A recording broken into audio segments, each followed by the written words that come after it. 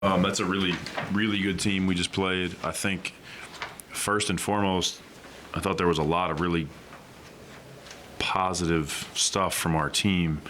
In particular, the Celtics would kind of push out like a 12 or 14 point lead, and we'd battle back, and we really hung around in the game. They shot the ball incredibly well from the perimeter, which is something that they're very capable of.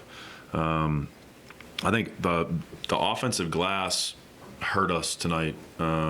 They got 14 offensive rebounds, 22 second chance points.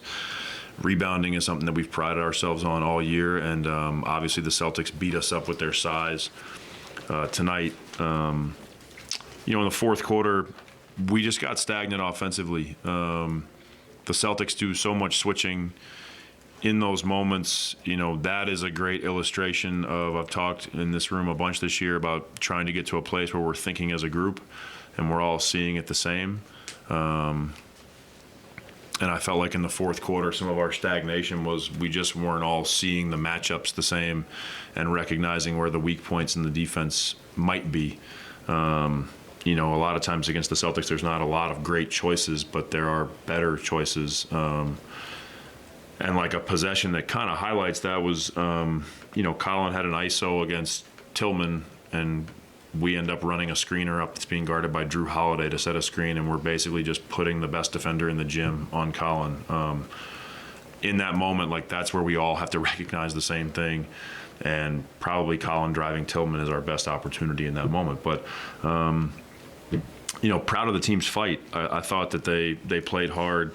Keontae's foul trouble obviously had us change up some of the rotation stuff, but overall, pretty pleased with the effort. When it comes to the thinking as a group, do you feel like you guys are getting better at that? Yeah, I do. Again, I thought we attacked the Celtics pretty well for a majority of the game. I felt like the fourth quarter, we just didn't have that recognition. I thought early in the quarter, they had Cornette and Tillman on the floor at the same time, and we had way too many possessions where the guys that were being guarded by them didn't bring them to screen. We didn't put them in actions early enough in the clock. But I think overall, we are improving at it. But this is what happens when there's change. I thought the team from the beginning of training camp up until the deadline had made a ton of progress, and I think you're inserting some new guys into new roles. Like we've got Bryce who's starting now, and Bryce has been working really hard all season, but he hasn't been with us a ton, and so the familiarity is not necessarily with how we want to play, but the familiarity with the people that he's on the court with. We just have different lineups that are going on. Potter's out there tonight. We're seeing a lot of new faces in different roles, and so the thinking as a group really gets tested in those moments, especially when you start getting fatigued and you're playing a really, really good team. How did the veterans, JC and, so just some of the other veterans, how did they, do their part to try to get the younger guys up to speed, if there's a part for them to play in that sense? Yeah, I think those guys have all done a really good job communicating in film sessions, communicating at practice, communicating in timeouts. I also think that a big part of this process is the veteran players giving the young players some grace. They were once the young players that were being thrust into opportunity early in their career, and I'm sure they had veteran players who did the same things for them. There's communication, there's mentoring, there's all those things, and then there's also times, especially in the game, where you have to give people grace because it's not going to be perfect. And I think that JC and John and Colin's been in the league 6 years now. I think those guys have all, Chris Dunn, I think they've all done a good job of having that balance of trying to help the young players, and then also taking their moments where we don't need to pile on the young players, especially in the middle of a game. It's really hard to take a ton of feedback and absorb a lot of things in the middle of the game. In terms of those matchup kind of choices you talk about, how much of that is ball handler kind of waving off screen saying, hey, I got this guy, versus the screener not coming up, or like kind of where does that responsibility fall? It's both. I think the first one's the ball handler, because they can obviously, usually when they're out on the perimeter, they can see the whole gym. Because sometimes when you're the screener, you run. Boston does a good job of pre-switching sometimes. So the matchup's changing while you're running out there, and you have to recognize what's going on. But it's both. It's not one person's responsibility, especially when you're not marching it down the court and just running a pick and roll with one player. When the game's moving, everybody has to see it. What do you think of the way that Micah Potter played tonight? I'm really happy for Micah. We've talked about Johnny not getting an opportunity. Micah has done everything and more that we've asked him to for the last year and a half.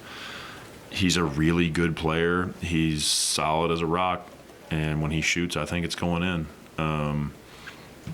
Again, based on health and roster and all those things over the last year and a half, he has not gotten really any opportunity. And he's played well in the G League.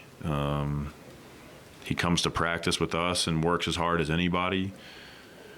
I think you see his physicality. I think you see his understanding of what's going on. Like, he's really good at executing a game plan, and he can shoot. So really happy for Micah.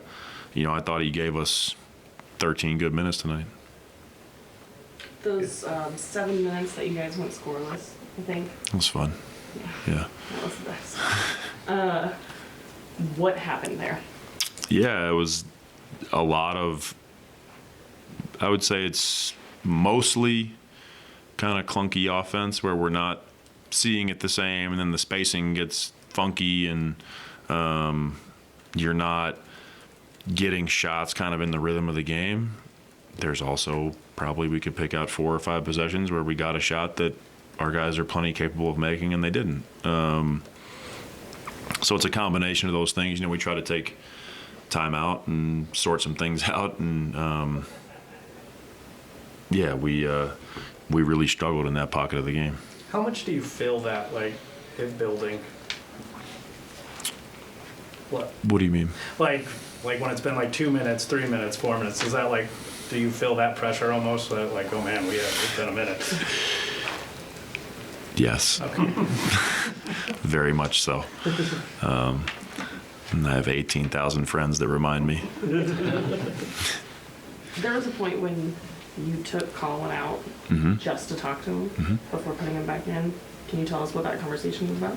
Yeah, Colin had the ISO with Tillman, Okay. and then he brought Drew Holiday. Okay. And I just said, hey, for the rest of our lives together, anybody but Drew. Yeah. Thank you. Thanks.